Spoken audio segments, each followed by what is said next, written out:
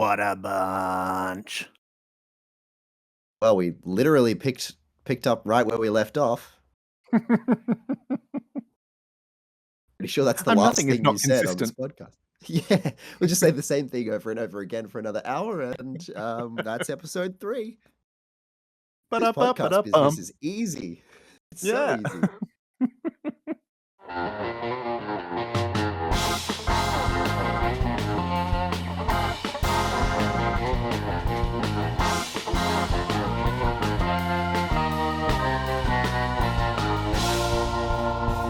How are you? I'm doing really well. I've had a good week. It's been pretty crazy, but it's been a good week. I've got another theme park visit, actually 2 theme park visits confirmed, so I've got something to look forward to. Nice. Um, yeah, it's exciting times. Of course, we're all coming up to spooky Halloween, which means Ooh. my home park is doing some events, so I figured I'd better go down and make sure I can get a vlog and some footage and see what Ireland has to offer in terms of Halloween theme park events. How is Halloween celebrated in Ireland? It is a big deal, but not in the same way that it is in America because the American version of Halloween is very commercialized. Um, Do they you treat it think of more as like a whole Samhain kind of thing? well, yeah, it's like the origins of Halloween are from Ireland. So Yeah, there's a lot Samhain. more yeah, yeah. So it's very like there's been markets going on all month already. And like celebrations and stuff. And I'm told that the entire week of Halloween itself will be like celebrations and parades and all sorts of things. And yeah, there will be some element of like costumes and trick or treating or whatever. But um, over here, it seems far more invested in like the tradition and the superstition of the holiday rather than the spooky, scary skeletons. Honestly, a little from column A, a little from column B sounds like a perfect combo. I think it does. Like I'm not religious at all, but Christmas, I like a Christmas that is a little bit of, people who are Christian getting to celebrate their beliefs, and you get that nice, like, you might have a traditional family lunch because a lot of my family were Christian, so we had like a very you had the more traditional aspect, and then there was also, Santa Claus and going out and seeing the Christmas lights and giving each other gifts. So yeah, a little bit of a balance was quite nice. I'm I'm fascinated interested to by see. that whole sort of folklore-y kind of, you know, sort of Yeah, folklore horror kind of thing. Like people yeah, who talk about like modern day people in Ireland that are like they don't go down that road or do not cross through a fairy ring, that kind of stuff. I think yeah. that's fascinating. Cutting down a fairy tree. Ooh, Oh never yeah. cut down a fairy tree. Oh, don't move Ooh, the big rock that happens to be in the middle of the field, like that kind of stuff. I yeah, find that yeah. so fascinating, and that people still It's follow it to this day because it's a something it's happened to someone who did do that, and they just know never to do that. yeah, and it's quite prominent over here, actually. There's like a lot of um superstition and tradition, which I really like. It's quite an interesting cultural difference. But the one thing that I will be doing to celebrate is something that's going to be a little bit more commercial because I am going to Emerald Park um, to see their. I don't think it's much of like they don't have any scare mazes or anything. Um, they're open till 10 p.m. so you can do the rides after dark. So obviously keen to get some night rides. Um, and I believe there's like some family friendly like mazes and little events and character meetups and stuff. So it's not going to be like a proper horror night. It's going to be more of like a dream world kind of one where it's a bit more family centric. Right. Um, I'm gonna say but it something still should be a controversial, lot of get fun. brave. Yeah. Yeah. Okay. Go I on. find scare mazes overrated, and I'm gonna tell you why. Uh, yeah. Okay.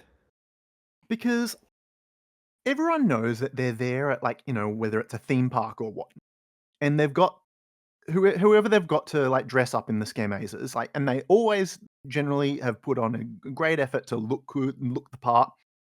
But in the end, you know that nothing is going to happen.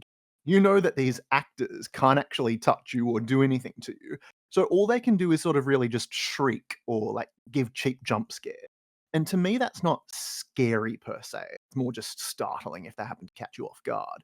And so I don't find that part of Halloween particularly engaging. Okay. Um, I admire the craft if someone's gone to a really good effort of, special effects makeup, or they've put into a really good effort into a costume. But I don't know, I just feel like the scare maze has just been done to death a little bit. Yeah, I can see what you mean. I think I've realized that Australia's not very good at them, because I've Mm, been in a couple of haunted houses here in Europe.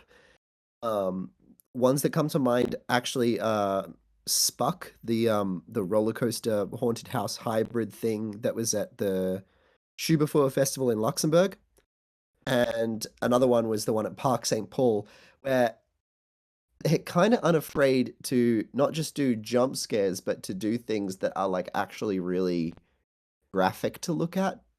okay. Um, so it's a little bit more like I came off both of those rides being like, oh my God, I just witnessed some crazy stuff. And that was actually a little bit more unsettling than just, yeah, as you say, a guy in a werewolf mask jumping out from behind the corner. Yeah, or some girl that's dressed in sort of like a scary, bloodied up schoolgirl outfit that just screams at, like it's Yeah.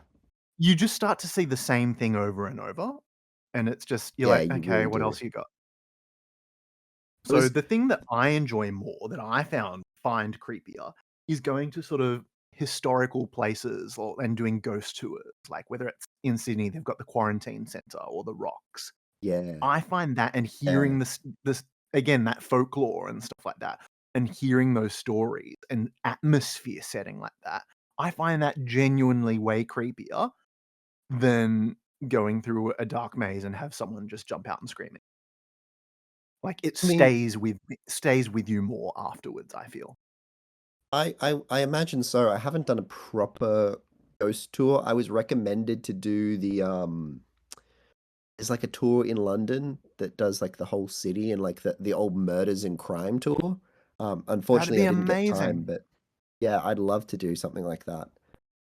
And, the UK and Ireland and everything sort of, north of that sort of, I don't know, a certain, uh, latitude or whatever you call it, is just Yeah.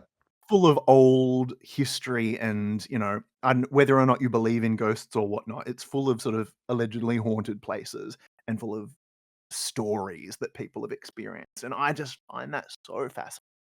So Yeah. yeah, if Yeah. I was where you are, I would be wanting to go to every ghost tour under the sun. I'm sure I will do one before my time in Ireland is up because yeah, there's a lot of superstition and stuff here and there's yeah, that it'd definitely be a great place to do one. Actually, maybe October's the time. Maybe Do it. it, yeah, spooky R Spooktober. Ooh. Report back, Ooh. please. I absolutely will if I manage to get onto a ghost tour. I've got a few things planned this month already, so it might have to wait, but we'll see. Because yeah, like I said, I'm going to Emerald Park. I'm also going to another little fun park that's nearby. No coasters there, but I figure I might as well go and check Might it as out and well. see what it's like. And then I'm also headed up to the Giant's Causeway in Northern Oh, Ireland. okay. Tell us more about that. Um, I it's a I don't know if you've ever seen photos of it, but I have not. it's it is one of the most fascinating geological oddities. Like it feels almost like it has to be man-made. Like I know there's a scientific explanation for it, but basically um it's these rocks on the coast of Northern Ireland, and because of whatever tectonic shit is going on underneath, the rocks are like split into these columns that are almost perfectly hexagonal. Oh, so it's Like sort of that, yeah, I'm familiar with, like, geological formations like that. It looks yeah. like something out of Superman's Fortress of Solitude kind of thing. Yeah, yeah, like, there's just these big rock pillars at that are all, like they're joined together, but they're all at different heights, and they've split almost into perfect hexagons. It's very, very I'm weird. trying to think of what the name of Um, the rock is, um, but it'll evade me, and I'm not gonna know what to what to look up to be able to. Is it like basalt or something? I think it might be. I'm gonna have to report back because other than the fact that it's weird and the rocks are Basalt, hexagons, I basalt. know I don't know how to pronounce it. yeah, I don't know very much about, like, why it happens, but that's something else that's happening this October. And I'm planning to maybe do not a vlog, but like a video of that and put it up on a second channel if anyone's interested in seeing that. Just for my own fun and enjoyment and documenting my travels. I think there's something to be said for having, we're both roller coaster enthusiasts, but I think there is something to be said for having a side channel where you can post interesting travel videos that aren't necessarily about coasters. Um, Yeah, I think for me, I'm the kind of person who wants to document, particularly this time of my life where I'm traveling so much. Um, and YouTube's a great place to do that. I wouldn't be mm, so stressed about like making this second channel professional or anything. It would just be, oh, I'm going to this really cool place. So instead of, just taking photos and putting it on Instagram or whatever, I'll film it, edit together a quick video, and put it up on YouTube for posterity. And if anyone else is interested, then that's just a bonus. mm. And that's the thing. It's it's easy to sort of like look at all of your footage and whatnot, and then sort of once you've done an episode to sort of delete it off your phone or keep it on a hard drive and stuff. But there's a lot of unused stuff that because it's not coaster related doesn't make it to you. So yeah, it's good to be able to preserve that kind of memory that's not just stuck in a phone that you will maybe look at once every couple of years when you're scrolling back through things. Like, you're more likely to revisit the memories if it has been edited into so it's well worth doing. Um, I've Absolutely. I noticed that also have it the issue of I'm constantly trying to clear up storage on my phone because I know that I'm going to use it to film vlogs and videos whenever I go to a theme same, park next. And I need all that storage because I film in 4K same. as well, so it takes up a lot of it. So I'm kind of like I always feel really bad, but I'll go back and I'll be like, all right, I've had these photos for years. Some of them are up on Instagram. The rest of them, you're just gonna have to go. So I feel like it would be a nice way to be like, yeah, maybe I'll have to delete these down the line when I need some storage, but at least there'll be a video up there for me to look back on. Totally. I just sort of deleted a whole bunch of videos off my phone from previous trips because I've already edited those episodes. Um, I just dropped my Dreamworld episode today, which is great. Very So that's exciting. satisfying to have been able to have completed that. Yes. Um, Yes. but yeah, so time for more room on my phone. But yeah, getting back to sort of the whole side channel thing, I've noticed that Adventures with Alex has done, um, created his side channel where he's done sort of all, traveling around Europe, which has been really cool to watch. That's great. Yeah, I didn't know he'd done that. Yeah, I absolutely think there's something to be said for it. And look, maybe no one's going to be as interested in my travels as they would be for someone with the subscriber base that Alex has, but I don't think that's what matters to me. I think it's more for my posterity and also because I actually do just enjoy editing videos. So, when I'm burned out of doing content, it's nice to have a little bit of extra to do. Yeah. He was saying that I think that's why he created the side channel because people just weren't he wasn't getting the views on the non-coaster related stuff because that's the audience is built up, and they want to see coasters. So I understand why it can be frustrating to sort of be put time into a travel vlog that's different to what you would normally do and not get views. But yeah, I think that's why he's created a side channel so that it doesn't sort of Yeah. not Yeah, yeah. alienate that And audience, but like yeah, it's a different Well, yeah, It's it does kinda, like, congest the channel with stuff that people aren't really interested in. If they're there for the coasters and they don't care about what else you're doing, they don't want that stuff on their feed. It's yeah. yeah, totally. Yeah. Um, Speaking of enthusiasts and our weird habits and Community? travel, yeah, our weird little community, that's what we're gonna be talking about today. Yes. Yeah, And, so we're gonna what talk do a little you bit think? about We get this delay, man. What do you think what does it mean to you to be an enthusiast, first of all? um, there's a big duality to the way I think of enthusiasts. I think, as with any interest, there are the the good side and the bad side. There's really passionate enthusiasts who do a lot of whether they're content creators and they're making a lot of wonderful content, or they're traveling around and just going to theme parks and enjoying them. I think there's a lot of I think it's a great community. It's a very tight knit community. I've noticed. Mm, Not to This is really going to sound like it's tooting my own horn, but I think that what really made me realize how tight knit the coaster community is that I came over to Europe and I was recognized several times by people who saw me working at Emerald Park. I was recognized on a train in England. I was recognized at oh, which park was it in Europe? I think it was at Park Asterix. I was recognized. Um, that's really cool. and it is really cool because for me, when I left, the perception that I had of my channel and its place in the coaster community is I had what, like maybe 2,000 subscribers at the time, mostly Australian audience because most of my content was geared towards Australian enthusiasts.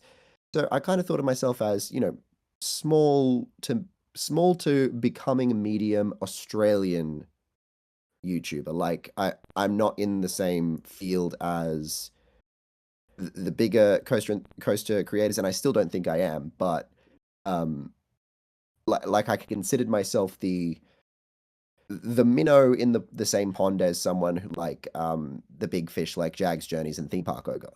Like I'm Yeah, I'm the small fish in that pond.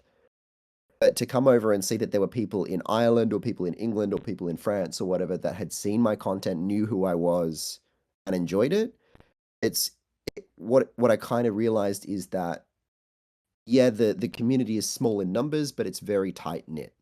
yeah, Um, there's a lot of like shared interest, and and particularly online, there's a lot of people want to know about the coasters in Australia or in if you're in Europe, you want to know about the coasters that are in North America, and if you're in it's there's a lot of it's a very tight knit community, but unfortunately, I think that also lends itself to there being some toxic elements of the community sometimes. And yeah. There are forums out there where I think you can't see someone have a conversation without people having a dig at each other. It's just yeah, exhausting is to this about read. to be the is this about to be the first time that we publicly trash a particular website? I don't know. I don't wanna start being making enemies, but, like, let's just keep it nebulous, but I think everyone knows that. Yeah, I think if you're an Australian enthusiast, you know which website we're talking about. Um, I I've been active on that website and on similar websites before in the past, and I've found a similar thing where there's a lot of I think the biggest thing that annoys me about enthusiasts is elitism. Mhm. Um, there's a great being a new enthusiast, one with I don't know, like whether it's you've got a low credit count or you're not very knowledgeable yet, or you're new to the game and learning about coasters for the first time. There are a lot of experienced enthusiasts who will just love that opportunity to talk down on you. Um, 100%. And and I think that happens across lots of communities, but I have noticed it a lot, um, yeah, online. Um, yeah, and especially online.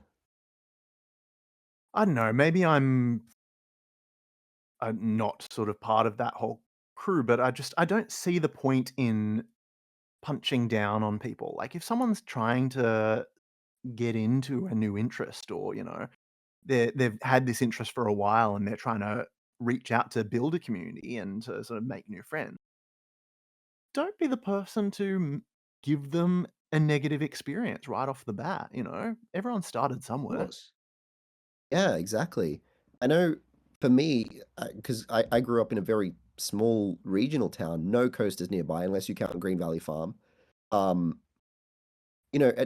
I didn't think many other coaster enthusiasts existed. I thought Mm. like kind of thought I was pretty weird, and I guess I am pretty weird, but I thought I was like I thought I had this interest that was so niche that no one would ever understand it. So discovering the coaster community was a big deal for me. So yeah, I do find it really disappointing that there are people who are just so they get so angry and argumentative about what is ultimately they're roller coasters, guys. Yeah. Like it's And I it, think it it's when people's passion takes another form where I'm more passionate about it than you, so I'm gonna tell you why you're wrong. It's that's where mm, people go wrong, I think. yeah, It's like it's great to be passionate, but don't be passionate to the point of toxicity. yeah, absolutely. Once you're getting to the point that you're putting other people down for getting a fact wrong or for not knowing Spelling something, something like wrong, yeah. It's always yeah, the like minutia that people jump on. it's the same as those like diehard fans of a particular band that Yeah. you're like, Or a oh, you're particular a pop culture series or franchise. yeah. If it's like if you're a fan of this band, name every song. Oh, you're a fan of this band, but you don't know the lyrics to that song, or you didn't know about this really niche You must not release be a that they did fan. that never got any publicity that they put out, like that is barely known by anyone. If you don't know about that, then you must not be a fan. Like Yeah. that's how it comes across. And I feel like I get less of that now, I expect, but I do remember a time when I would be like, oh, I didn't know about, for example, um I can't think of an example off the top of my head, but like a particular manufacturer or a particular park or a particular coaster. And the way people would respond to you not knowing about that or getting a fact wrong about that would be so like, Like, you just picked their mother, you know? yeah, like It's like, you how even an dare you not enthusiast, know like, that? yeah, what is going on?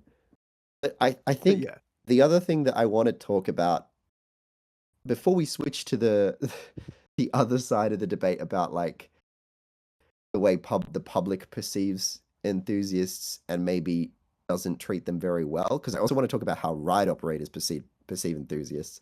okay. Um, But but let's finish the before thought. that, yeah, enthusiasts, the way they behave at parks Okay. is the other big issue I have. And I think this leads into the ride operator thing because there is a great deal of entitlement um, Yeah. among the Um, enthusiast community. and And it it's, also can be a cultural thing, depending on which country you come from and, whether you're there are certain countries where they're used to getting sort of top customer service, and so when they yeah, come to another country and it's not the same thing, they'll get indignant about it or go like, "Oh, this is a terrible place." And, um, I don't wanna talk down about any one particular country, but I do find that a lot of it is a cultural to just from what I observe. yeah, yeah. There was, so I remember getting a review on, while I was still working at Emerald Park, from an American enthusiast who had visited the park and was just absolutely trash talking all of the staff about the fact that he had noticed that someone took a loose item on a ride. And he was saying, so this park clearly like doesn't care about safety procedure and all of that sort of stuff. And obviously, being a ride operator and an enthusiast there at the time, I took that quite like to heart because I'm Personally. like, well, yeah, I take that very personally. And um, what I think I've kind of realized is that his home parks are places probably like is Six Flags and Cedar Fair parks, where Yeah. they're currently going through this whole phase of putting lockers in the queue and just metal detectors, and like you don't take anything on the ride at all. You Yeah. can't. Banning Um, GoPros from the park. yeah, Six Flags St. Louis. Yeah, we Ridiculous. Oh my shout God. out to I that so actually, mid. yeah, we need to get that so mid on just so that we can do a whole episode trash talking Six Flags St. Louis. Now, I'm Please. sure that there are That's, probably a lot of, passionate staff that work at Six Flags St. Louis, but yeah, that is a silly rule to ban a format of camera from the park. That's well, I'm silly. I trying get to it. Not being understand. allowed to take it on rides, sure, you're allowed to set your own safety procedures, but you can't allow someone's camera phone in and then just say, "Oh, no, you can't have a GoPro." Well, I'm trying to understand where they're coming from with it as well, because like they've banned DSLR cameras. No one's taking a DSLR camera to record a POV on a roller No, coaster. Like, neither the professionals would do that, nor would the people who try to sneak things on. The professionals do it with GoPros and with, action cameras that can be secured, and the people sneaking it on do it with their phone. Like, I it's, tried bringing my DSLR on my first coaster trip as part of this whole thing, and let me tell you, it is a pain in the tits to bring a giant DSLR with a zoom lens on a coaster trip with yeah, you. Even the if you are only just getting it to get people, sort of pretty B-roll, having to switch yeah, between your DSLR, your GoPro, you wanna have it carry as little as possible as you know? Um, it's, so no it's one is so doing it bizarre to because try and take the only people advantage of bringing parks or anything. DSLRs, yeah, the only people bringing DSLRs to a park would be like, your grandfather who isn't going to go on any rides. He just wants to get some nice shots of the family at the park. Mm, Like it's basically just people with a photography interest. yeah, They're not going to take it on rides. I GoPros as well. Look, like I said, I pretty much all the Gold Coast parks don't allow GoPros at all. yeah, Quite a few of the parks that I went to in Europe had strict rules about it having to be on the chest mount. I fully I mhm, I fully understand that. Like you can't put lives of riders in the hands of trusting that your GoPro is properly secured and not faulty and not, yeah, so having rules like that, I understand it. Banning things like that from the park altogether, it's silly. it's really silly. It's People are here on their holidays. People are here on for what some people might be a once or twice in a lifetime kind of trip or experience. Yeah, Not everybody's got a season pass. Some people might be going there. This might be the only time they ever come to this park. They yeah, want to get some photos.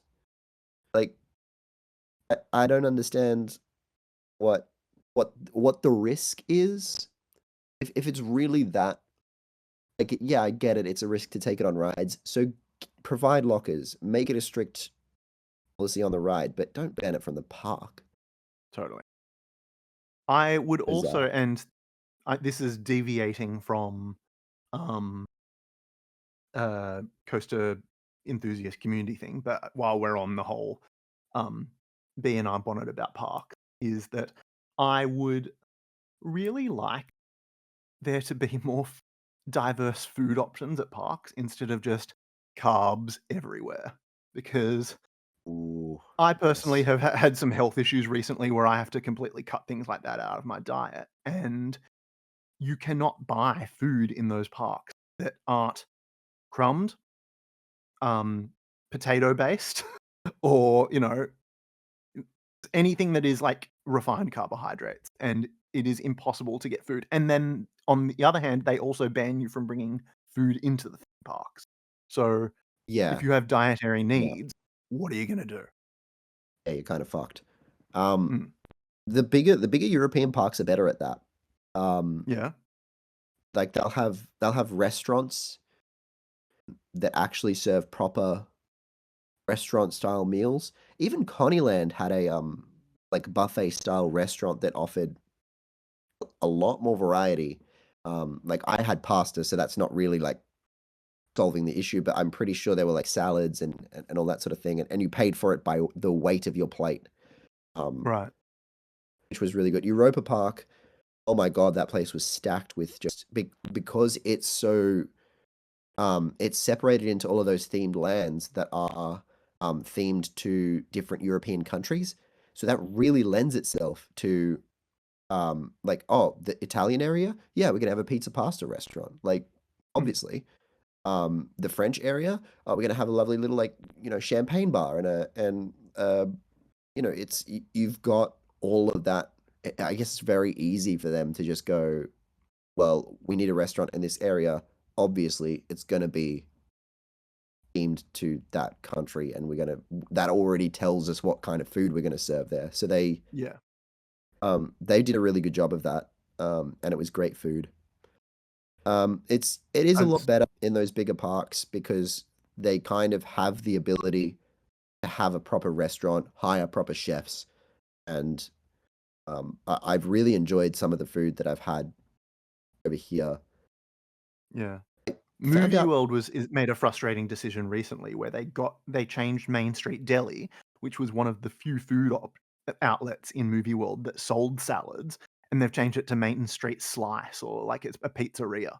And it's like, well, oh, there go your one and only healthy options that you could get at Movie is World. Rick's still open at Movie World? Because it was open when I went back in January. It The may have The been. Casablanca themed. Yeah, I don't know. I don't recall because I wasn't trying. I was just trying to get quick service stuff. I didn't want to have a sit down buffet kind of thing. Yeah, yeah, fair enough. Well, if you do go there and you have time, I'd highly recommend Rick's at Movie World because Okay. um, it has been closed for the longest time, and then it was open when I went back in January, and um, I was at Movie World 2 days that week because I went with Talus when we did our riding every roller coaster on the Gold Coast in one day Yeah. video, and then Shout I out to also went Talus, who back. also appeared in my Shout out Dreamworld to episode. Talus. Just Yeah. Oh, love Talus. What a legend. Um, and then I also went back with Heidi for the actual Coaster Odyssey video. yeah. Um, both times I ate there because I didn't realize it was open. Talus showed me, and the food there was fantastic. Okay. So I went back the next day because I was like, this is the place to eat. Um, so it's really good. Now that I think about it, the Gold Coast is probably the only place in Australia that's actually got something. The SeaWorld Tavern I always find pretty good, although it's becoming more and more just SeaWorld like a Tavern did have one option where they just had it was like a baked fish and it came with chips, but I asked for no chips and they just served it on a salad, which was lovely. yeah, yeah. SeaWorld Tavern's Yeah. pretty good. I've found that their options have become a little more fast foodish. Yeah.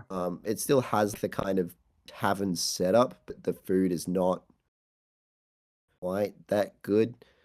Yeah. Dreamworld, trying to think where I usually eat at Dreamworld.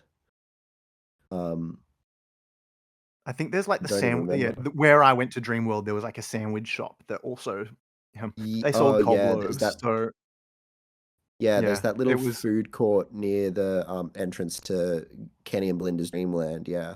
yeah. Um yeah, and it was just like, okay, if I'm gonna have any kind of carbs, I'll have a little bit of a cob loaf. Doesn't love a cob loaf. Oh, love a cob loaf. Got a cob loaf tattoo, man. Yeah, can love a cob loaf. Um, but Um, yes. let's get Anyway, back to thank you for indulging me enthusiasts. on my bee in my bonnet topic. I Get on I my love high that horse for a second. this episode was supposed to be us kind of giving our fair and balanced opinion on enthusiasts, and we ended up trash talking parks, probably being entitled enthusiasts ourselves. 100%.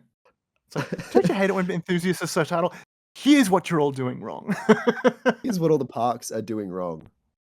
So Uh, funny. Um, um, no, but yes, I think enthusiast.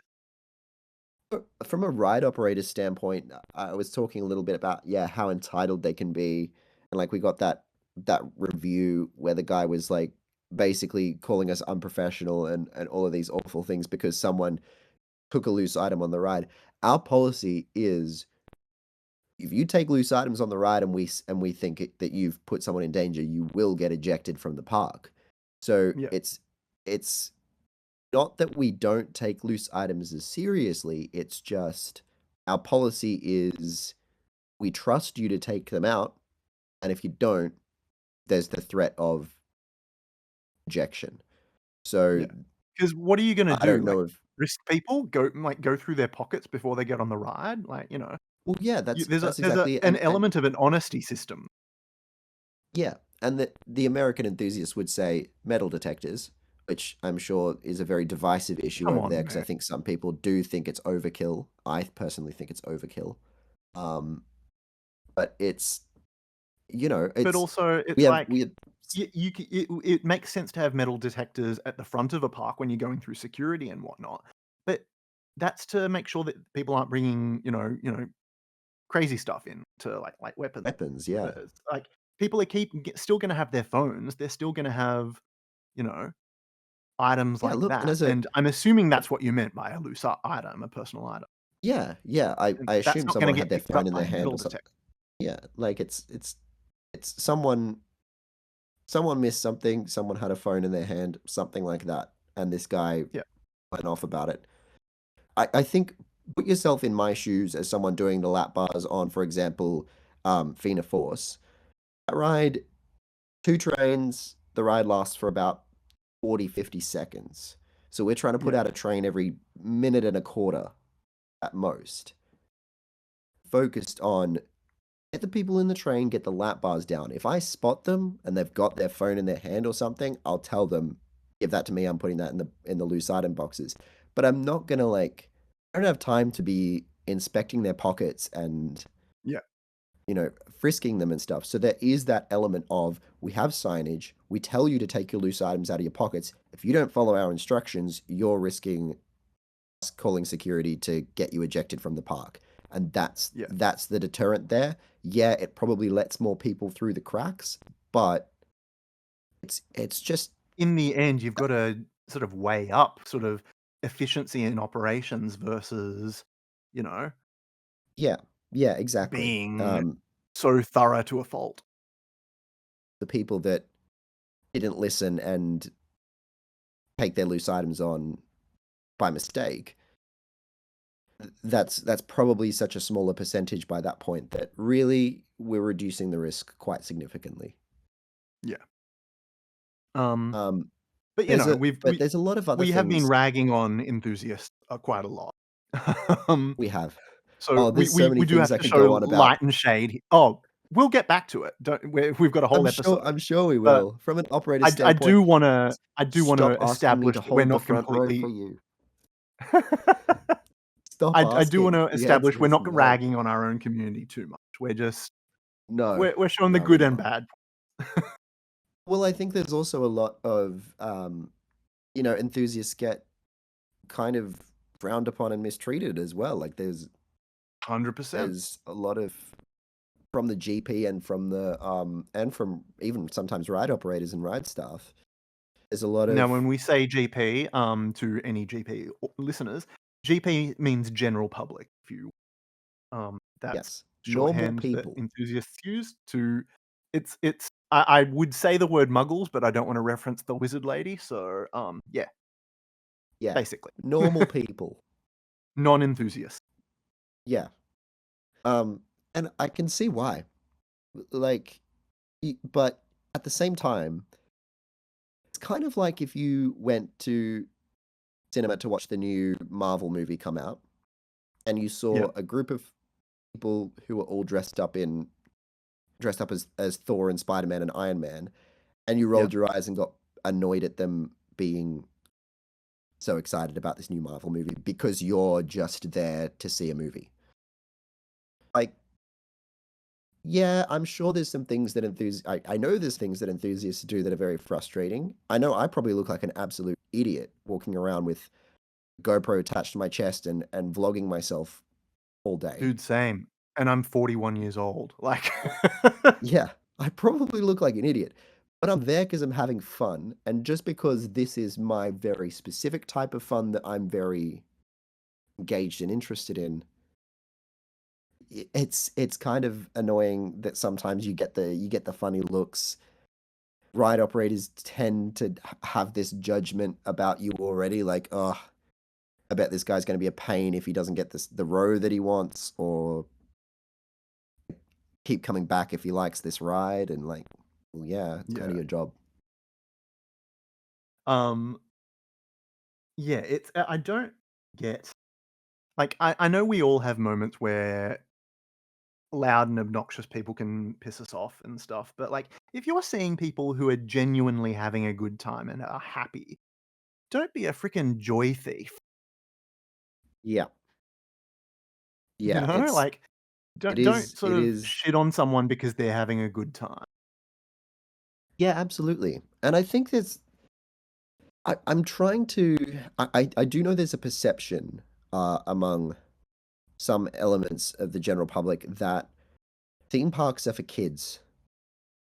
Mm, Um, I think the very existence of a roller coaster, like for example, King Dakar, disproves that yep, because mm, really, you think that they invented that for children? for small Um, children. There are yeah, height small limits that, children that that directly little kids aren't gonna disprove get on that. that Yeah, thing. but that Um, aside, like I think you see a lot of those like the Karens that get very upset about yeah. Disneyland in particular. You see it a lot about Disneyland where they'll see childless of adults going and having a fun day at Disneyland and they'll get pissed off because oh you're making the lines longer and Disneyland is for kids. No, Disneyland Oh, is with all due respect, fuck off. I'm sorry. yeah. Jesus Christ. There's a You're gonna get my goat right now. It's oh, there is a needs to get him. fantastic social media post I that I can't remember where I saw it. I think it might have been just in a Reddit reading YouTube video or something like that about this woman going on a rant about how Disneyland should either ban childless adults or they should let parents and children skip to the like essentially have a separate queue and skip to the front of the queue. I'm like, what? I just What? I I don't wanna go too ranty because I don't wanna seem like I'm very anti families and parents and children and whatnot because, that's they prop up the theme park and coaster and they prop up the theme park industry. Everyone deserves to be able to have a good time at a park, but don't be Of course. exclusionary about these things. If you're a parent with children, doesn't mean that people who don't have children aren't allowed to enjoy park. And vice versa. If you don't have kids, sure, kids can be loud, they can scream, but you're in a theme park. You're in a place where Yeah. kids are allowed to have fun. People are in a shared space. And I think people Yeah. forget that they have to share a space. Yeah, absolutely. I I do also get frustrated with people who get annoyed at kids for screaming or for crying. Um, airplanes is where I don't understand it the most. The person, like, I know it's annoying, but if you're the person who's gonna, like, scowl at a mother because her baby is crying on an airplane, or there's even people who are of the opinion that babies should not be allowed on airplanes. Babies are people. Yeah. Babies Don't get me travel. wrong, yeah. I'm not a huge kids person. I don't have a parental bone in my body. I'm just I was not that yeah, I have no desire to have kids or anything like that, but I don't begrudge people who have their Well, own family. it's And yes, kind of it's what annoying if babies kids are do. screaming, but that kid's, the kid's probably in distress. Like Yeah. their ears are probably trying to pop in because of the pressure and they don't know what that means. Yeah, Um they're probably uncomfortable, could be hungry, and I think the part that gets me the most upset is that I think people have processed that they can't get upset at the baby because what's the baby gonna do? You're gonna tell the baby to stop crying. It's gonna be like, oh, my apologies. I'm very very yeah. sorry. But they get upset at the mother or the father, and I think there's a it's like, difference. Like there's when the parents clearly can't do anything about it, like the child is distressed. But I think there's also like you often see parents that are just very laissez-faire about their kids that are running around destroying a place, you know? Oh, So I think that'll there's a difference. frustrate me. If you've got like 5-year-olds and they're running around up into the plane aisle, one of my flights on the way over here, I think it was between Singapore and Athens, there was this kid who like was was running into seats and like kicking things and grabbing people, and I was like, dude, That's when I seriously, think you're allowed to get a bit you're a annoyed. yeah, that's when I'm There's annoyed. But there's if it's there's light and shade to every argument, to every yeah, point of so, but yeah, I don't know if any of these people have ever been around a baby, and I'm talking like a baby, not a 3-year-old, not a 5-year-old, an actual baby. I don't know if you've ever like had to deal with a crying baby. You sometimes just fucking can't. Like yeah, it's like uh, first of all they can't really communicate what it is exactly that they want, so you're kind of there scrambling like are you hungry, have you shit yourself, what do I are you uncomfortable, is are you in pain, have you hurt yourself, are you feeling sick, what do I yeah. No one speaks you're baby, kind of so it's hard to scrambling, be able to yeah, a baby that has no concept of how to communicate or how to yeah. what's Their happening to them. way to communicate any need at all is to scream and cry, and Yeah, you don't have a way of working out exactly what it is they need. But then also that they're like they're constantly having tantrums, like whenever they need something. There's a bit of a scramble to be like, "Ah, like I know this is annoying everyone around me, but I'm trying and it's not really helping." yeah. Um, so getting it's probably really stressful.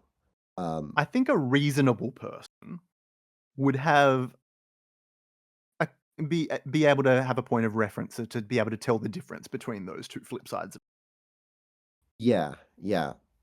I But do the one thing that annoys me is I have seen the argument put out there that babies shouldn't be allowed on planes. I'm like, so okay, the instant you have a baby, your family is no longer able to travel to see whether it's to see family or for or any reason, you're now inconveniencing that entire family because what? Because the baby might cry. Like it's not. yeah, Anyway, there is that's another. nuance This is a to every situation. really ranty episode, isn't it? Totally. But yes, on that note, as we were getting back to theme parks and sort of, you were talking about Karens and whatnot, I get frustrated at people who use their kids as some kind of skip the line pass because they have, Ugh. Yep. and so their time Yep. is more valuable. Yeah. It's frustrating. Not There's saying a every whole. family is like this. Do not come for me in the comments, but there's nuance to Oh, every situation. But it's often not even it just is families frustrating when either. you Like encounter it. another bit of entitlement that I've seen in my time as an operator is the I waited in the line and therefore you should ignore the fact that there's something that preventing me from riding. So Uh, like you'll get People who aren't people. wearing closed-toed shoes or Yeah, so that was who actually a really big inside a story here. okay, I don't work there story anymore, time. so they can't fire me for this. I was on opening some of the opening crews of Nafina Force, the new STC at Emerald Park, and um, previously, Emerald Park has always had you just have to have shoes. The policy on every ride is you have to have shoes. It doesn't matter if they're thongs or sandals, whatever, doesn't matter. You just have to have something on your feet. I No quickly shoes, no shirt, realized, no service. yeah, yeah, but you could wear thongs if you wanted. Like that's fine as long as there's something on your Sure. feet. But quickly realized with the STC that being, having your feet dangling and going 90 kilometers an hour means that flip-flops or shoes that don't have any sort of back support Mhm. would come off very, very easily. The ride goes over pathways. So they quickly Yep. realized safety issue. So specifically for Fina Force, they made the rule that your shoes had to have port on the back of your foot. They could still Yeah, be open-toed, but they had to have, like, if they were a sandal, they had to have a strap around your ankle or whatever. like a reef Um, sandal or something. yeah, yeah, so you had to have proper footwear. And because that had never been a rule for any other ride, it became the absolute bane of every operator's existence Oh my god. because you'd get someone who waits 40 minutes in line, get to the front of the line, and that they're wearing thongs, and you'd be like, you can't ride with those. And they'll be like, no, I'll just take them off. And of course, the rule park will being you have to have shoes. And the reason for that is like if there's an evacuation or something like that, Yeah, you can't be walking through ride areas barefoot.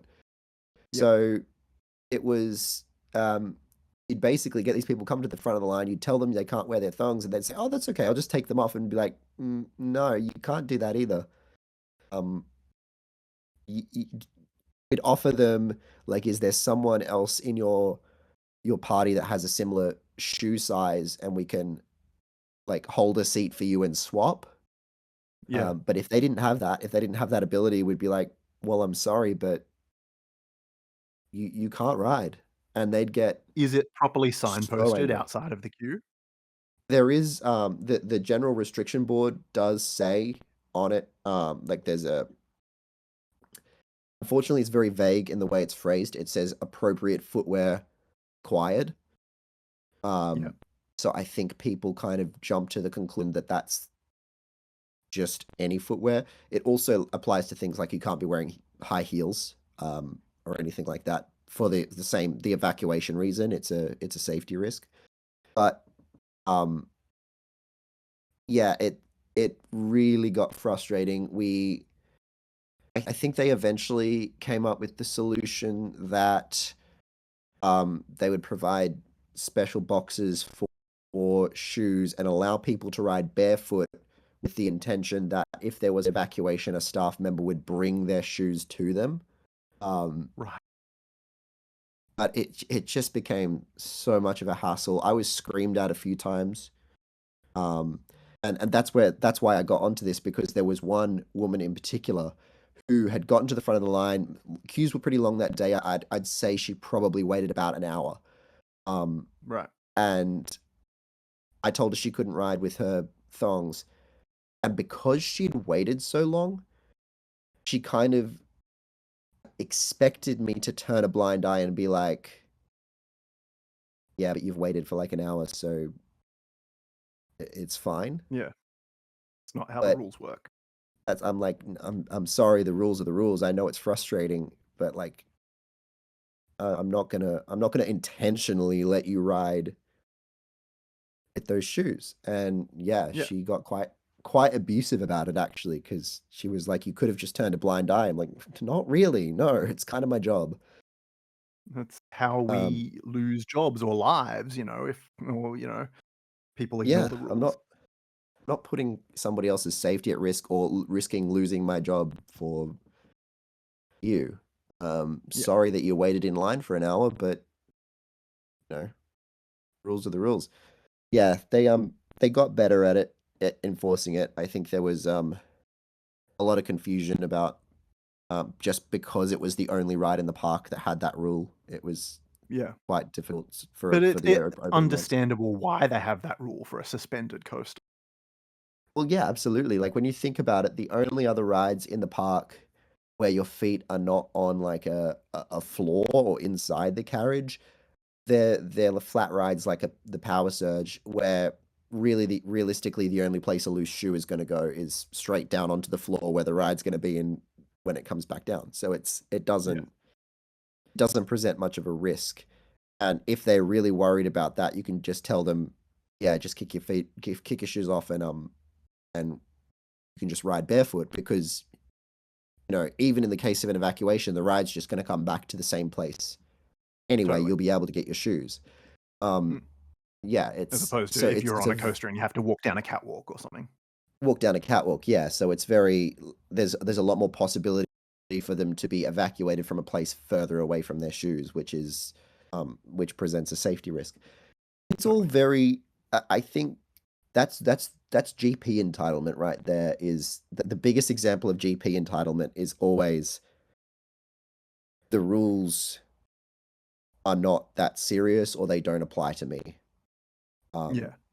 I I it's like do want to no. circle back to sort of the GP's attitudes towards coaster enthusiasts, and Yeah. would like to ask you how your experience has been as a vlogger and dealing with GP. Um, I don't think I've had any particularly like negative experiences per se. I know that you have something to say on Mm, that. Um, and I think it's actually a very important topic to discuss. I do feel very uncomfortable sometimes filming off ride yeah. because at the end of the day, I am filming other people, Yep. and oftentimes they can be kids. So there is a very you've got to be very wary, I think, of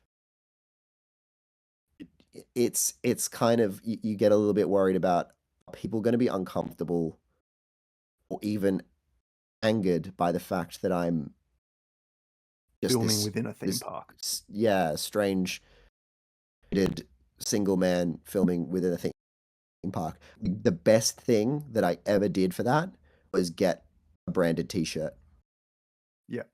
because 100%.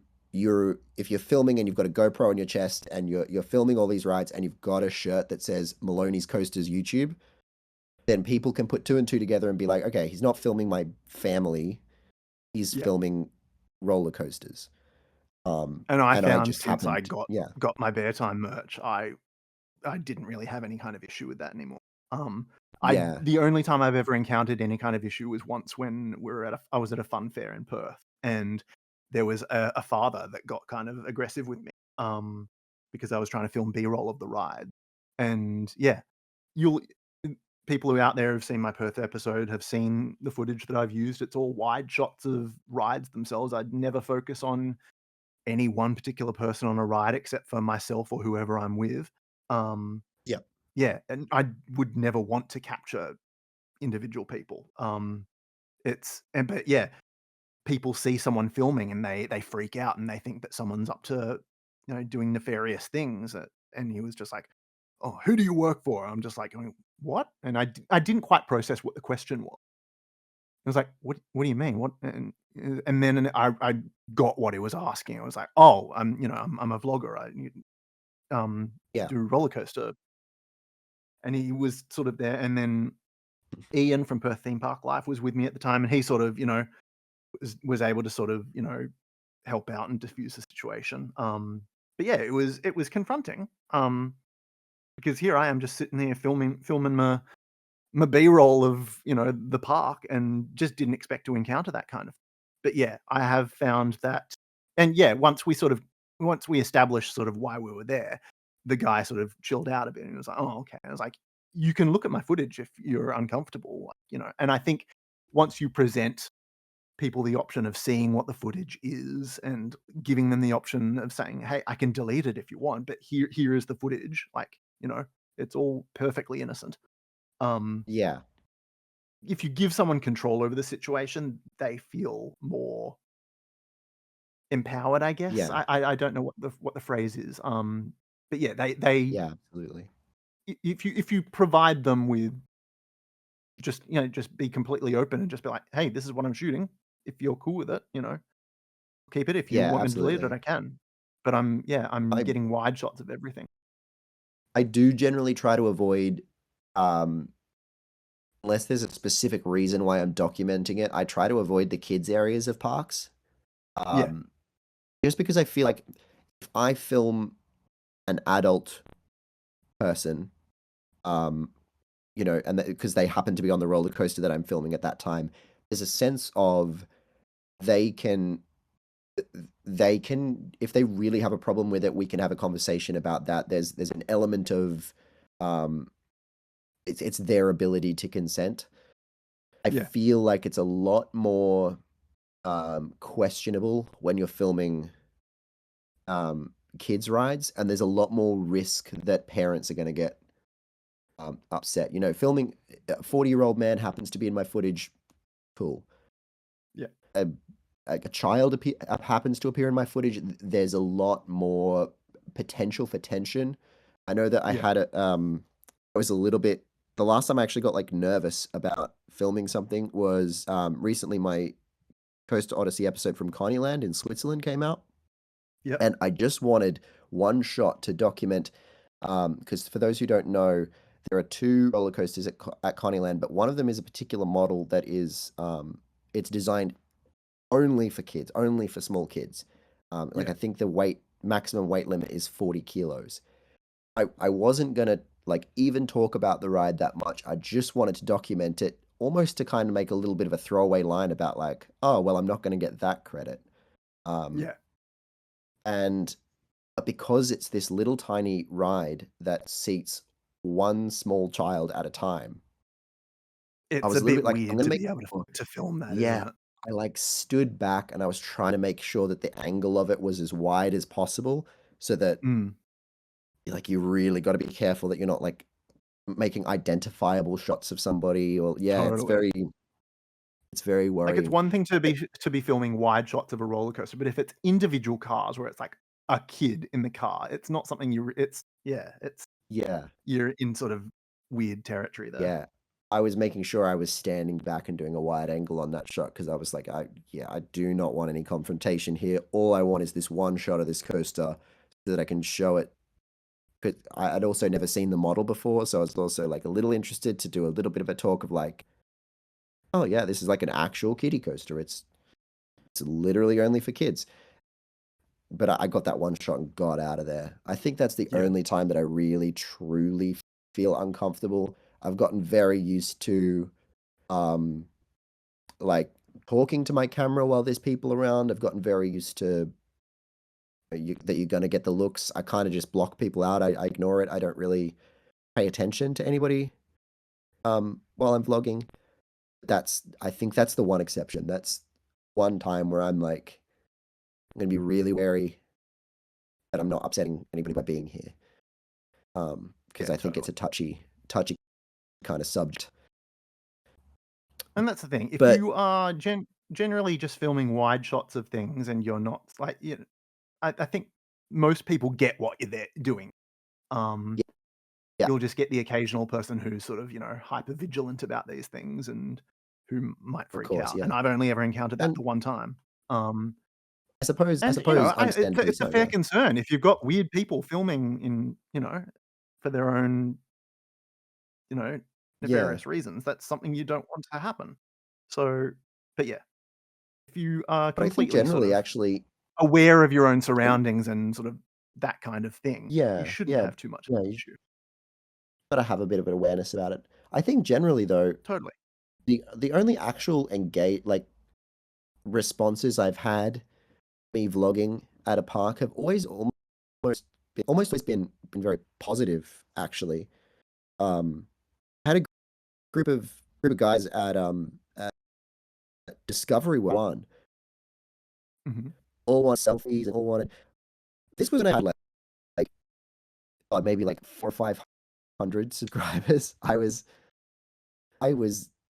not like, they didn't I can tell you for a fact they did not recognize me because I had no, like, audience in Taiwan, no presence in Taiwan. I had not released any footage from Taiwan yet. These Yeah. guys just were just so enamored by the fact that there was someone, like, film talking about so that, like, is their local park that they wanted to chat and they wanted to talk, and we had this kinda That's lovely. conversation, and they wanted to take selfies, and they all uploaded the selfies onto their Instagrams and stuff. It was really cool. Um, That's really yeah, nice. most of the time I Perth was actually one of the few places I visited where I got the most interaction with random people. I was filming B-roll of Abyss, and I had some kid come up to me and go, "Are you a YouTuber?" It was kinda cute. And I was like, "Oh, yeah." And you want to know what it was, and I had a lot of Yeah, people like, we had, when we were filming our little sign out the front, me and Ian, we had guys come up and sort of photobomb us in the background.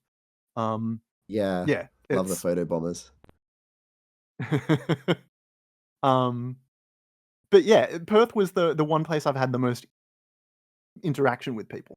Some good, some bad. I got photobombed by the ride operator on Wood Express at Park St. Paul. If you That was actually one of my favorite interactions of that whole trip. If you go back and watch my Park St. Paul vlog, um, when I was shooting the back row reaction on my GoPro, just after the train leaves the station, um, she like leans out and photobombs the face cam. They were really, really cool. The staff tend to be really, really cool with it as well. Um, yeah, everyone's. I don't think I've had an experience where someone's been anything short of lovely to me personally. Um, I think most of like the times that I actually feel like negative about vlogging or anything like that are just my own like, ooh, I'm a little uncomfortable getting this shot. I'm gonna try and get it and Yeah. get out of here. Um, There are and times where I some people think, can be a little bit obnoxious, but, um, yeah, yeah, like, of course. there was a time and you'll probably I didn't subtitle it, but you can hear it in the background of one of my videos where me and Ian are doing a direct to camera piece, talking in front of Abyss, and you could hear a girl in the background going, "Hi, can I be in your vlog?" Right in the middle of as we're trying to do a take and talk to camera. It's like and just kept doing it, and I was just like, "We're in the middle of this. I'm getting this Yeah, shot finished," and she just kept doing it, and it was just, "Now you're annoying." yeah. Go away. Yeah, Yeah. that is annoying. I'm pretty Yeah, I don't. accommodating, but, I like, have some awareness. If you wanna be in the vlog, wait until someone's not in the middle of a take to ask. Oh, absolutely. I'd love to put like people in to have people come up and be in my vlog. I'd love to have little interactions on camera, but yeah, Yeah. don't don't interrupt my footage. Yeah. Basically. 100%. And that's why I think why I was frustrated. And you can probably see a little bit of an expression on my face that's a you see the sort of the slight tweak of annoyance, but, Yeah, yeah. yeah, I think she gave up after a second. yeah. I think I tell you what, actually, the other thing um, I sometimes get annoyed with is if I'm filming an on-ride POV and there's teenagers being just obnoxious on the ride. Mhm. Like, yeah, scream, Yahoo, have fun. I Yeah. don't care. That's just the kind of soundscape that people expect from my videos. I think Blue Fire at Europa Park, there are a bunch of teenagers like yelling just crap. And I'm like, I don't really have any way to like censor that out. Yeah. So It's like there was yeah. Um, that's tough because it's you know, I love a and at swear the word end of as the much as the next yeah, person, like but at the end of the it's day, they're hard to be having able to fun, and it's like, you know, everyone's gonna have fun in their own way, and it's I can't, like, say they were doing anything necessarily wrong, but it's a bit like, "Oh, come on, guys, like, seriously, I'm not gonna get time to come back and re-ride this today. exactly. I get one little on-ride piece of footage, and you're gonna fill it with just your obnoxiousness." It's a little Yeah. frustrating, but I guess that's an example of my entitlement, I suppose, where I think that everyone everyone on my train should be well behaved so that I Should don't work around get my filming. yeah, why aren't they nice and polite so that I don't have swear words in my YouTube video? Not like I don't swear in my YouTube videos myself anyway. Um, something I'd also like to talk about is I think we touched on it briefly before, but sort of the idea like the way that whether it's GP or your friends or people that you know treat you when they find out you're a roller because of that Yeah. whole attitude that roller coasters are for kids. Um, Yeah. do you find that you've encountered attitudes like that and that people are just like, "Why do you have that in like, why is that your hobby?" Like, they'll either treat you like there's something wrong with you or it's almost infantilizing and they think that you're like a little kid. It's you get so a weird spectrum of responses to when you tell people that you're a roller coaster. It's really interesting, and I'd like to hear your take on I think that and I'm not gonna blame anybody for this because I can totally understand why this is the case. I don't think I had many non-coaster enthusiast friends who responded to my enthusiasm in a particularly welcoming way until I started to gain an audience on YouTube. Right.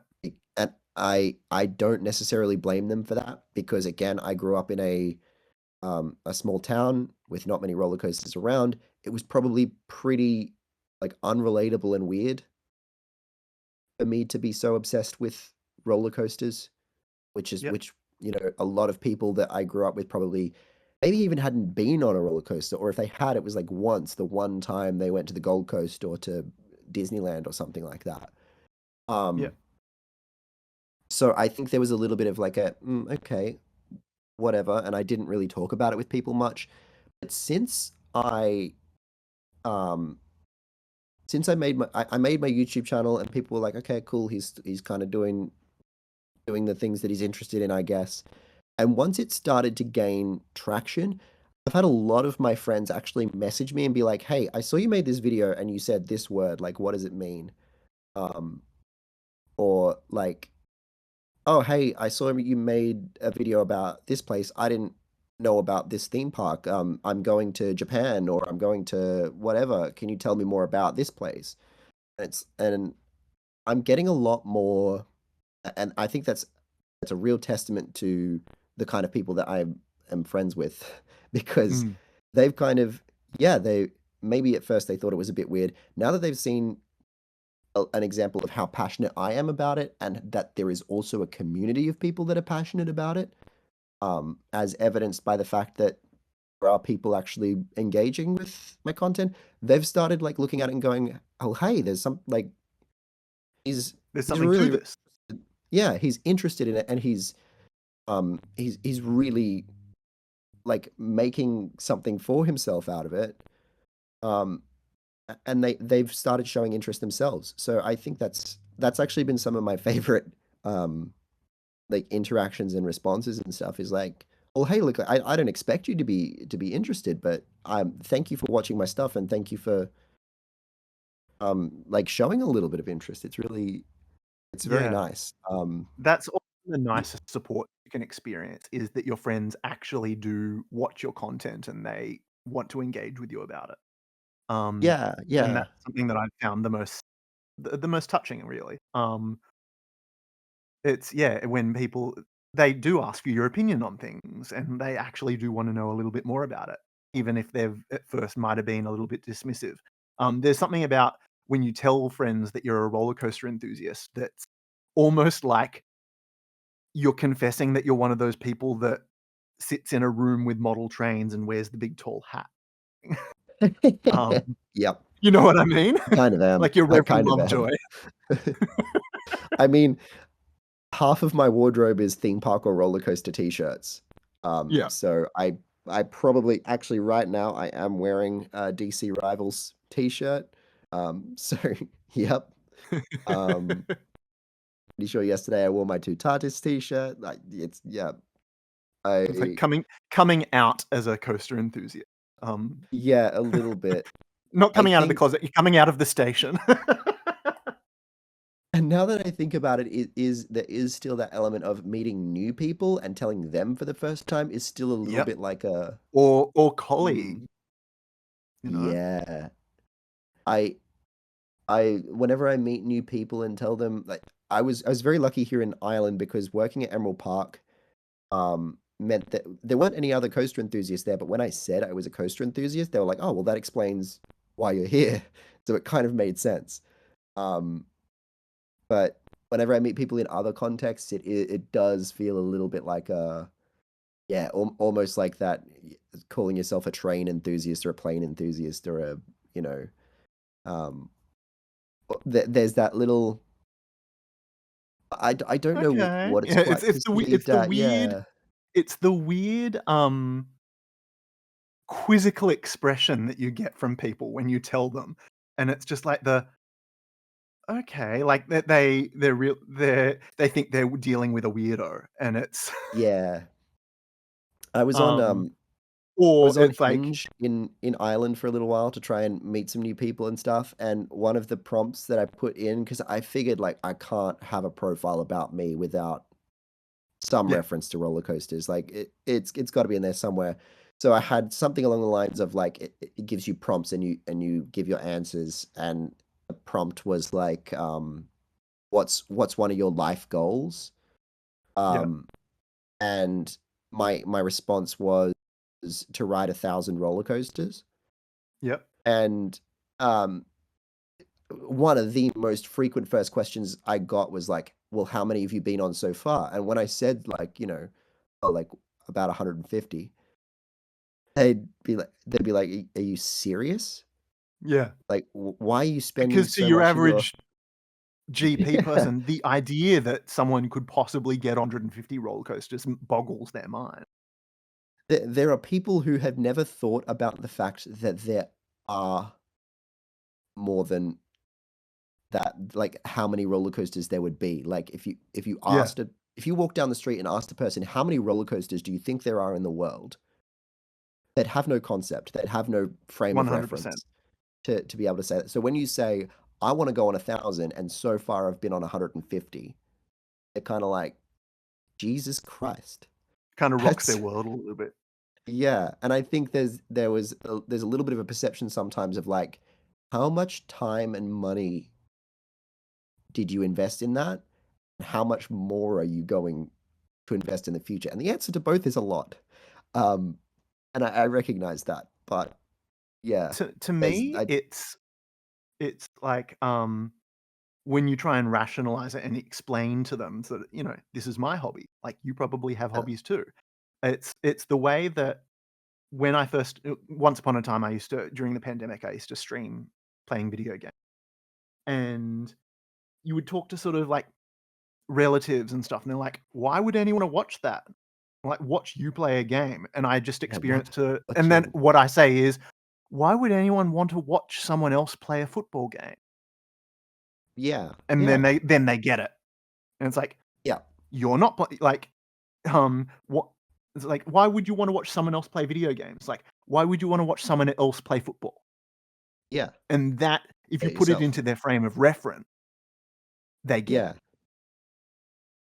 yeah, no, absolutely. I kind of I feel like once you do put it in that frame of reference, there's a bit more accepting, but I think it's just so, I guess, Outside of their bubble niche. or their Yeah, scope of yeah, yeah, that it kind they of have no concept takes of it, people and so aback. just the Yeah. concept sounds bizarre to them. Yeah, absolutely. And I think, unfortunately, probably the most public image of a theme park enthusiast is the Disney adults, The Disney adults, yeah. and And I have used this that's phrase both affectionately and derisively. So, um, there are good yeah, Disney adults and bad Disney adults. there are very good There's Disney nuance adults and to it very bad ones, every side. but I think the overall perception of Disney adults, like we talked about the problems that people have with them at the parks before, but also on like social media, the kind of perception of like that thing that's become a meme with the girl who saw the Cinderella castle for the first time since the pandemic and like broke down into tears and fell to her knees Bless, but on the main street, and it became bless something you. of That's a a little bit meme. extra, don't you think? It's just a bit much, and I think that that's kind of when people think theme park enthusiast, they think That's what they that think. almost, and I'm like, "Do not worry, look, I'm the first person to admit that I'm when passionate, but I" I'm sane, I Yeah, swear. I'm the first person to admit that when I, like, showed up Alton Towers or at Europa Park for the first time, I was, like, buzzing. Yeah, This was a dream come true, but I was not breaking down in tears at the entrance. yeah. That's that's not that's not And every I theme park enthusiast. and I get the pandemic made everyone go through it. Yeah, But we all had a and rough sure, you time, may have felt emotional that you were able to get back to the park, but it's the but calm you know down. what it is? It's camp. It's Yeah, so it camp. is. It is very camp. It's extremely extra.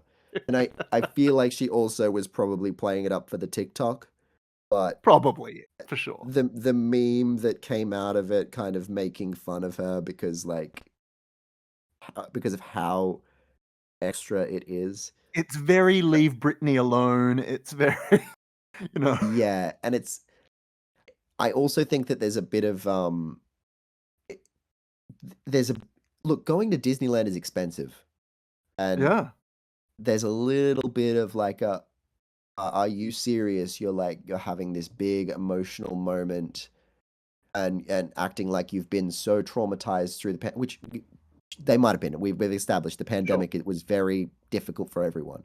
But you're really gonna put it publicly out there of like, "Everyone look at how difficult of a time I've had and how emotional I am that this is over because I get to go back to my to Disney and spend all my money I'm gonna again." have my When performative, you Yeah, know, it's very emotion I think experience. it's very performative and it's very, tone deaf, and particularly when it came to the pandemic, when we're talking about a Mm, time when people had lost family members or totally. had lost jobs and had been separated from their families for months to a year, like, It's like, it's I a bit get that you've had an emotional time, but you don't need to, like, be like one of those funeral wailers that, yeah, look, sit there and just ha keening over your l yeah, and look, the there were the emotions you little feel about things that Disney. there were the little things that, like, I was doing a theater degree at the time of the pandemic. I got a little bit emotional going back to, like, my first rehearsal after the pandemic. I remember, like, going Totally, in and being with my friends and stuff and being like, "Thank fucking God." But, like, let's all be like, you just gotta have a little bit of perspective, I think, and be like, totally, "Yeah, going back to Disneyland, great. Have a little bit of a moment if you need to. totally. Let's not break down into tears on our knees in the middle of Main Street."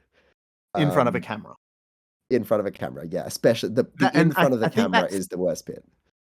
like, sure, you have your emotional reaction or whatnot, and it's super camp, but I think that because it is in front of a camera and it feels so performative, that's, I think, what p makes people just go, "Oh, brother." Yeah, it being in front of like, filming it as well. Like, even I understand everybody deals with emotions in different ways, so if she really did break down into tears, uh, Sure. okay, sure. Yeah, like, I wouldn't, but that's fine. You do But you. yeah, it's the fact that it's clearly staged and it's clearly like, yeah, it's very yeah, it sits wrong with me, I think, and I don't like that that's a frame of reference that probably a lot of people, if they're engaged with TikTok, see theme park enthusiasts as, because Mm, that's probably one of the most prominent examples of theme park enthusiasm that's gone very viral on the internet. Um, yeah, it's been that and video has been, like, memed and spoofed and parodied so many times. I saw one of, here in Ireland in Dublin, there's a thing called the Spire. great name I for an don't know if island. you, if you, I don't know if you know about it, the Spire. It's one of the, like, Dublin's landmarks. No, I'm not Um, familiar. it's just a big sewing needle. Um, Okay, sure. it's just a big quite tall. I wouldn't I don't know, I'd say it's at least, like, 200 feet tall, I'm and just it waiting to see probably the more. big cross stitch sampler Well, it's just it literally is just this big silver pointy tower. thing. Like, it just looks like a big sewing needle. And so, like, as a joke, someone spoofed that meme where they're like, "Oh, seeing the spire for the first time," and, like, broke down into tears on their knees in the middle of I think it's on Connolly Street. And, yeah, it's I actually do love the memes of that, but yeah, calm But down. yeah, it's funny, like, yeah, talking about Disney adults, like, hey, I can be a Disney adult at the best times. I love the theme parks, I love, the experience of how immersive the place is. I love the atmosphere, but I think I find the concept of Disney adults really camp. Um, Yeah. just the idea that you've got an entire, whether it's couples or individuals or families that are just taking their professionally staged shots out in front of the Disney castle with their matching ears, or you know? Ugh. I don't mean to rag Theming too much, but I just find it theming I your find it wedding funny. Oh my god. theming your wedding to Disney. Oh my god. I'm not gonna yuck your Um, yum, but, admittedly, and you have to admit it's kinda camp. it is very camp.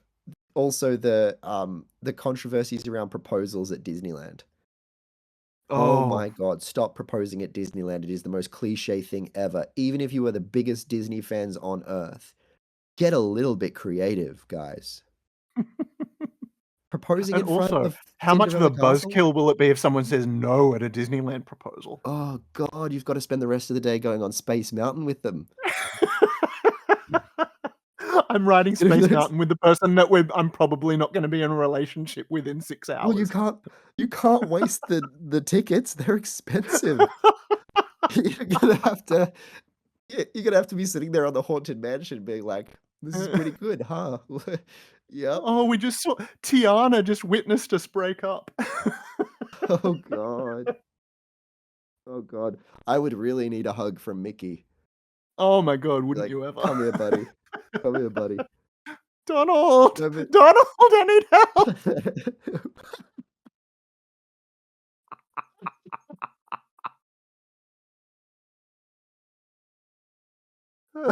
"Donald, please help me." Donald! Oh my god. But, Oh, you've isn't there lost me. also a controversy where, like it's isn't it also, like I'm pretty sure Disney have they now charge people propose at the Do parks they? because it happens yeah, I think it Oh, happens you so of course, often. the mouse is gonna be capitalist about everything. Well, I don't think I can blame them. I think they've made it against the rules to propose there, and then they sell proposal packages because it happens so often that it actually interferes with guests' day. Well, Like, apparently, it's a thing that people try and scatter their ashes on rides. Like, your loved yeah, ones try and scatter yeah. their bereaved family members' ashes I've on, heard like, the Pirates story of the about Caribbean. someone I've heard the story of someone having to clean out ashes from the haunted mansion because they'd like poured them throughout the ride. I'm like, But it's like, that's you scatter so unsanitary.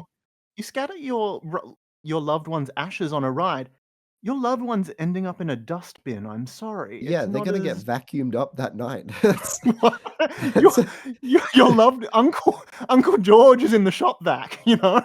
do you think they don't clean the rides?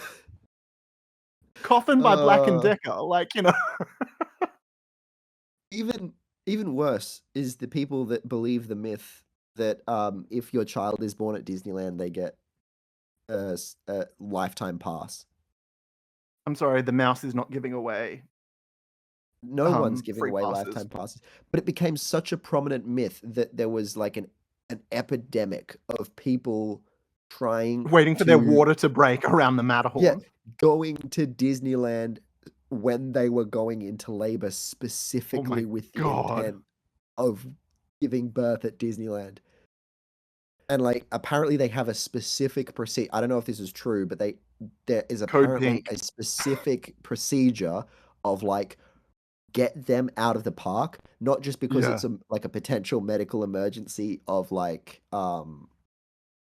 the potential medical emergency of giving birth in an unsanitary environment, We have a but code Mr. also Stork at Mickey's Toontown.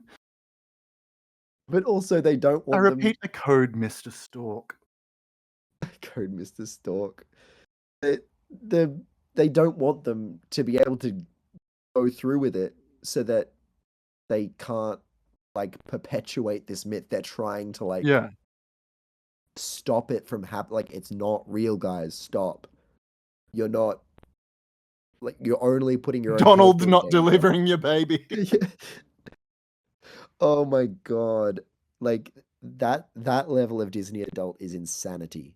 To be like, "I'm I'm gonna risk my own health and give birth very publicly in" also what is, like, a disgustingly unsanitary environment. You've got kids running Oh, around all over the 100%. place, drooling and spitting and, like, people coming off rides and vomiting and, like But it's been also, like, there's there's an thousands element of of people there. selfishness there where it's like, you're really Mhm. gonna let your water break and have some poor Disney cast member have to clean that up? Yeah, they're all on, like, minimum wage, guys. Yeah. They're totally unqualified. Stop, And do please. not get paid enough to do. Oh, absolutely not. No. Go go be go give birth at a hospital and then buy your kid a season pass when they get old enough, like everybody else. 100%. Yeah. Like, Like, I'm like a sane person. yeah. No, that's absolutely outrageous. I can't believe that that is actually a thing. Well, "Donald! um, Donald, please help! Donald, help me!" Oh god. Have you seen the Oh, clips Lord. of the Deadpool character that's now at some of the Disney parks because of Deadpool and Wolverine? 'Cause he's technically a Disney character. Well, Marvel, yeah, Disney Marvel. Yeah, He's a Disney character now because he's in the MCU, yeah. yeah. Um, that has gotta be the most fun job of all time. Well, also, have you seen that because he's in a Disney park, instead of having guns in his holsters, he has chimichangas? I didn't know they were chimichangas, I knew they were Yeah, that they couldn't have guns. yeah. Um, that's actually hilarious. Chimichangas in the holsters. That's great. I know that he's gotten away with some very outrageous Disney targeted jokes. There was that, thing with the guy that was, trying to sue Disney because his wife died at one of their resorts or something like that. Um, Oh, that and is this they this was a bigger story, that it was not the frivolous thing that it was made out to be. yeah. Well, I've Um, heard that one of the reasons that Disney's lawyers were trying to use to shut the case down was because he was signed up to a Disney Plus membership. he signed up for a free trial of Disney Plus, Yeah, and it was part of the terms and conditions somewhere in there that he agreed not to take legal legal action action against against Disney, Disney.